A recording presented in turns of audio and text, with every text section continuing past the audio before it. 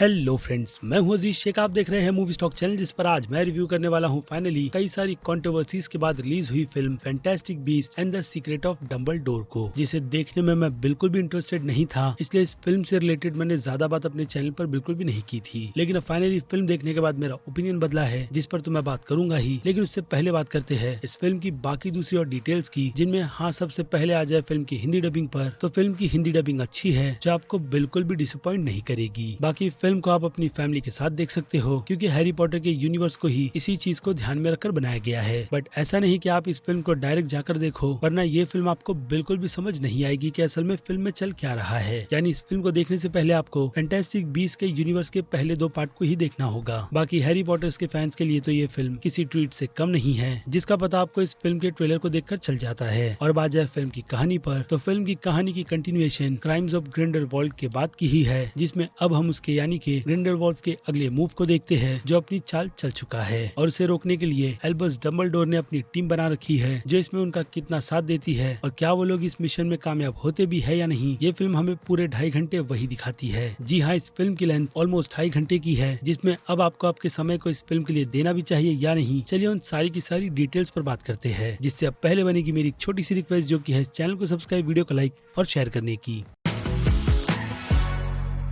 तो फ्रेंड्स, तो इस फिल्म से रिलेटेड कंट्रोवर्सी के बारे में तो आपको पता ही होगा, जिसमें से जेके रोलिंस और जॉनी डेप के चैप्टर को तो उठाकर साइड में रख दिया गया है। जिसके बाद एक और कंट्रोवर्सी एज़रा मिलर की भी निकल कर आई है, और उनका भी ध्यान इस फिल्म में बहुत ही अच्छी तरीके से रखा गया है। इट मीन्स कि उनके कैरेक्टर को उठाकर ऐसा साइड में डाला गया है कि वो स्क्रीन पर कब आते हैं और कब चले जाते हैं हमें बिल्कुल भी अंदाजा नहीं होता, क्योंकि उनका रोल ही इस फिल्म में उतना ज्यादा है नहीं। क्योंकि टाइटल से हमें ये बात बहुत ही अच्छी तरीके से पता चलती है कि ये फिल्म डंबलडोर के सीक्रेट हमारे सामने रखती है, जिसे नॉवेल से बदलकर बहुत ही अच्छा टर्न दिया गया है। जी हाँ, इस फिल्म में नॉवेल से रिलेटेड कई सारी चीजों को चेंज किया गया है, जो चीज आप इस फिल्म को देखकर बहुत ही अच्छी तरीके से समझ जाओगे, जो खास करके डंबलडोर के पास से जुड़ी हुई है और हाँ, उनकी फैमिली से भी। बाकी अगर आप ये सोच रहे होगे कि इतनी सारी कंट्रोवर्सी के बाद भी इस यूनिवर्स में ये ट्रिलॉजी कंप्लीट क्यों हुई है, तो उसका जवाब आपको फिल्म देखकर मिल जाता है। क्योंकि इस बार फैंटास्टिक बीस्ट के यूनिवर्स में जो चीज बहुत ही ज्यादा मिसिंग थी, उस पर फोकस करते हुए फिल्म में विजार्डिंग वर्ल्ड को बहुत ही अच्छी तरीके से दिखाया गया है। लेकिन उससे रिलेटेड अगर डिसअपॉइंटमेंट की बात करें, तो वो डिसअपॉइंटमेंट हर एक स्पेल की एक्सप्लेनेशन को बिल्कुल भी ना बताते हुए बस स्क्रीन पर उन्हें फील ही करवाया गया है। यानी वो मंत्र जिसे हमने हैरी पॉटर की फिल्मों को देख देख कर बिल्कुल ही रट कर रखा हुआ है, तो उन चीजों को फिल्म से हटाकर प्रो ऑडियंस के लिए ही उन सीन को फिल्म में डाला गया है, वो भी बहुत ही अच्छी कोरियोग्राफी के साथ, जो आपको 2 से 3 मोमेंट्स में बहुत ही ज्यादा पसंद आने वाली है। और इसके अलावा एक और डिसअपॉइंटमेंट पर आए, तो वो है फिल्म की लेंथ और हाँ, इसका पेस्ट भी, जो मास ऑडियंस को कुछ पॉइंट पर बहुत ही ज्यादा बोर करेगा। बट इतना भी नहीं कि वो लोग सीधे ही इस फिल्म को बेकार कहे, क्योंकि फिल्म में देखने के लिए बहुत कुछ है। खास करके इसके काफी अच्छे विजुअल्स और कुछ नए बीस्ट भी, जो इस बार फिल्म की कहानी के लिए काफी ज्यादा इम्पोर्टेंट भी है। और इससे हटकर आ जाए फिल्म के कैरेक्टर्स पर, तो फैंटास्टिक बीस्ट की इस पूरी सीरीज में अगर किन कैरेक्टर्स को सबसे ज्यादा डेवलप किया गया है, तो नो डाउट वो कैरेक्टर क्वीनी और जेकब का है, जिनसे आप शुरुआत से ही बहुत ही अच्छी तरीके से कनेक्ट हो जाते हो। और इस बार तो वो फीलिंग इस फिल्म में बहुत ही अच्छी तरीके से प्रेजेंट भी की गई है। बाकी टीना इस फिल्म में पूरी तरीके से मिसिंग है, या फिर कहूँ वो इस फिल्म में बस एज ए कैमियो ही हमें नजर आती है, जिसका एक्सक्यूज भी ठीक ठाक सही है। और एज़रा मिलर के कैरेक्टर के बारे में तो मैंने आपको बता ही दिया है, जिनके सीन्स को देखकर ऐसा ही लगता है कि फिल्म में से उनके काफी पोर्शन को काटकर बस उन्हें एक साइड और काफी सिंपल सा कैरेक्टर बनाकर रख दिया गया है। यानी जो हाइप इस फिल्म के सीक्वल में उनके कैरेक्टर से रिलेटेड रखी गई थी, उसका एंड तो किया गया है, बट उस जस्टिस के साथ नहीं जैसा उनका कैरेक्टर डिमांड करता है। और उसके बाद बात करें फैंस की कंप्लेंट के हिसाब से इस यूनिवर्स के लीड न्यूट्स के कैरेक्टर की, जिन्हें फर्स्ट पार्ट में अच्छा खासा स्पेस तो दिया गया था, लेकिन सेकंड पार्ट की कहानी में उन्हें कहीं गुम कर फैंस को थोड़ा बहुत डिसअपॉइंट किया गया था। लेकिन यहाँ पर उनकी स्टोरी के साथ साथ थोड़े बहुत बीस्ट का भी बैलेंस अच्छा खासा बनाकर रखा गया है, क्योंकि कहानी में उनके कैरेक्टर का भी एक अहम रोल तो डाला गया है। जिसके बाद आ जाए जूडी लॉ के कैरेक्टर यानी कि एल्बस डंबलडोर पर, तो वो इस कैरेक्टर में बिल्कुल परफेक्ट सूट करते हैं, जिन्हें अब ये बात तो बहुत ही अच्छी तरीके से पता है कि डंबलडोर के कैरेक्टर को स्क्रीन पर किस तरीके से फैंस के लिए प्रेजेंट करना है। जिसके बाद आ जाते हैं सबसे कॉन्ट्रोवर्शियल कैरेक्टर यानी कि मैट मिकलसन पर। तो as Johnny Depp die hard fan, मैं दिल से चाहता था कि वो इस फिल्म में अपने इस आइकॉनिक कैरेक्टर का रोल प्ले करे, जो डिसीजन मैं अब भी कहूंगा कि वार्नर ब्रदर्स की तरफ से बहुत ही गलत लिया गया है। लेकिन मैट मिकलसन की परफॉर्मेंस देखने के बाद आप एक बात तो कहोगे कि उन्होंने इस रोल को इतनी परफेक्शन के साथ प्ले किया है कि हमें ऐसा लगता है कि एल्बस डंबलडोर का कैरेक्टर ग्रिंडेलवाल्ड के पीछे असल में लगा क्यों है, क्योंकि इस कैरेक्टर को देखकर ही डर लगता है। भले से ही लुक को भी चेंज क्यों ना किया गया हो बिना किसी रीजन के, लेकिन फिर भी मैट मिकलसन ने अपनी परफॉर्मेंस से इस कैरेक्टर में एक अलग ही जान फूंक दी है। बट इतनी ज्यादा भी नहीं नहीं कि वो इस पूरी फिल्म के भार को अपने कंधे पर उठाए। यानी कुल मिलाकर देखा जाए तो फिल्म में सभी के सभी एक्टर्स की परफॉर्मेंस आपको काफी ज्यादा पसंद आने वाली है, जिनमें से कोई भी एक्टर आपको बिल्कुल भी डिसअपॉइंट नहीं करेगा और ना ही ये फिल्म, क्योंकि मेरी नजर में मुझे लगता है कि ये फिल्म फैंटास्टिक बीस्ट की 2 फिल्मों के मुकाबले में काफी बेटर बनकर निकल कर आई है, जो फैंटास्टिक बीस्ट से लेकर हैरी पॉटर के यूनिवर्स को भी अगेन कहूंगा बैलेंस के हिसाब से बहुत ही अच्छी तरीके से हैंडल करती है। लेकिन फिर भी कहानी में जो ग्रिप चाहिए वो बहुत ही ज्यादा मिसिंग है, जिस कारण से कहानी कहीं ना कहीं थोड़ी बहुत लूज तो होती ही है, खास करके इसके सेकंड हाफ में जब हमें सारी डिटेल्स का पता चल जाता है। यानी किसी भी तरीके का क्लिफ हैंगर इस फिल्म के एंड में रखा नहीं गया है और जिस तरीके का एंड इस फिल्म को दिया भी गया है उससे अगर स्टूडियो चाहे तो इस फिल्म के सीक्वल को आगे कंटिन्यू कर सकता है, जो कि अब मुझे लगता है कि ऐसे पार्ट बनाने के बाद तो डेफिनेटली होना चाहिए। लेकिन अब सब कुछ डिपेंड करता है फिल्म के बॉक्स ऑफिस नंबर पर कि ऑडियंस की तरफ से इस फिल्म को कितना प्यार मिलता है। और बात रही डंबलडोर के गे होने के टॉपिक पर, तो कुछ गधों को ये चीज बिल्कुल भी समझ नहीं आती है कि बुक में भी इस कैरेक्टर को इसी तरीके से लिखा गया था, जिसके बाद जेके रोलिंस की तरफ से इस कैरेक्टर को गे ना बोलते हुए फैंस का दिल तोड़ा गया था। क्योंकि नॉवेल में कहानी जो अब की फिल्म में दिखाई गई है वैसी ही है, लेकिन थोड़ी डिफरेंट तरीके की, जिसका टेक यहाँ पर स्टूडियो ने लेकर एक अच्छा स्टेप ही लिया है। जिस फिल्म के क्रेडिट में हम शुरुआत में कहीं पर भी जेके रोलिंस तक का नाम नहीं देखते। यानी स्टूडियो इस फिल्म को बनाकर पैसे तो कमाना चाहता ही है, लेकिन सभी कंट्रोवर्सी से बचकर, जिसमें अब स्टूडियो कितने सक्सेस होते हैं अगेन उसका पता तो फिल्म के बॉक्स ऑफिस नंबर से चल जाएगा। और ये भी कि अब आगे इस फिल्म के जो बचे हुए 2 सीक्वल है वो बनते भी है या नहीं, क्योंकि जैसे कि मैंने कहा ऐसी स्टोरी देखने के बाद तो मैं डेफिनेटली इसके यूनिवर्स को आगे कंटिन्यू होता हुआ देखना चाहूंगा। जिसमें अगर कुछ चीजें चेंज होनी चाहिए तो वो है फिल्म के डायरेक्टर, क्योंकि डेविड याट्स हैरी पॉटर के यूनिवर्स से स्टार्ट से ऐसे चिपके हैं कि हटने का नाम तक नहीं लेते। और अब मुझे लगता है कि उन्हें हटाकर किसी नए डायरेक्टर को चांस देना चाहिए, ताकि वो अपने हिसाब से फैंटास्टिक बीस्ट के यूनिवर्स को फैंस के लिए बिल्कुल एक्सप्लोर करे। जिसकी अब बाकी दूसरी डिटेलिंग की बात करें तो फिल्म का बीजीएम अच्छा है और उतना ही अच्छा जैसे कि मैंने कहा फिल्म का डायरेक्शन भी है। और इसके अलावा फिल्म के कलर करेक्शन जो थोड़े से डार्क है, लेकिन इस वर्ल्ड में सब कुछ चलता है इसलिए उन चीजों को इग्नोर किया जा सकता है। जिसके अलावा आपको फिल्म के फोटो से लेकर सिनेमेटोग्राफी तक पसंद आएगी। लेकिन प्रॉब्लम फिल्म की लेंथ में तो है, जो कहीं ना कहीं बहुत ही ज्यादा खिंची हुई है, जिसकी बाकी और थोड़ी बहुत डिटेल मैं अब इसकी रेटिंग के टाइम पर डिस्कस कर लेता हूँ। जिनमें अब मैं बात करूँ फिल्म के एक्शन की, तो फिल्म के एक्शन के लिए जो कम है लेकिन कमाल के है, उन्हें ध्यान में रखकर मैं इस फिल्म को 5 में से 3 स्टार की रेटिंग दूंगा। बाकी बात करें फिल्म की कॉमेडी की, तो फिल्म में कॉमेडी का पेस्ट भी ठीक ठाक सा है, जिस कारण से ये फिल्म इस कैटेगरी में 1.5 स्टार डिजर्व करती है। बाकी बात करें ड्रामा की, तो उसका पेस्ट पहले की तरह इतना भी ज्यादा पेचीदा नहीं है, जिस कारण से ये रेटिंग एक्शन की ही तरह 5 में से 3 स्टार डिजर्व करती है। जिसके बाद बात करें फिल्म के सस्पेंस की, तो वो भी उतना ज्यादा ट्विस्ट एंड टर्न्स के साथ भरा हुआ नहीं है, जिसे डाई हार्ड फैंस पहले ही गेस कर लेते हैं। लेकिन बाकी दूसरी ऑडियंस के लिए सस्पेंस का एक ठीक ठाक सा लेवल फिल्म में रखा गया है, जिसमें मेरी नजर के हिसाब से मैं इस फिल्म को इस कैटेगरी में 5 में से 1 स्टार की रेटिंग दूंगा। बाकी बात करें फिल्म की हॉरर और थ्रिल की, तो फिल्म में काफी माइनर सा हॉरर और अच्छे थ्रिलिंग मोमेंट भी डाले गए हैं, जिसके हिसाब से ये रेटिंग 5 में से 2 स्टार डिजर्व करेगी। बाकी बात करें मास्टर्स ऑडियंस की, तो उनकी नजर में ये फिल्म काफी खाली समय में बैठकर देखने जैसी है, यानी कि बी की कैटेगरी की, जिन्हें इस फिल्म से ज्यादा कंप्लेंट बिल्कुल भी नहीं होनी चाहिए। और उसके बाद बात करें क्रिटिक्स की, तो क्रिटिक्स की नजरों में भी ये फिल्म एक काफी ठीक ठाक सी एवरेज फिल्म है, जिस कारण से उनकी नजर में इस फिल्म की रेटिंग बनती है B+ की, जिसकी सहमति पर मैं भी चलते हुए इस फिल्म को B+ की कैटेगरी में ही रखूंगा। यानी कि एक ठीक ठाक सी टाइम पास सी फिल्म। बाकी डाई हार्ड फैंस के लिए तो ये मस्ट वॉच है, जिसे आप मेरी तरह काफी ज्यादा एंजॉय करोगे। लेकिन फिलहाल तो ये मेरा पर्सनल ओपिनियन है fantastic beast the secret of Dumbledore से रिलेटेड,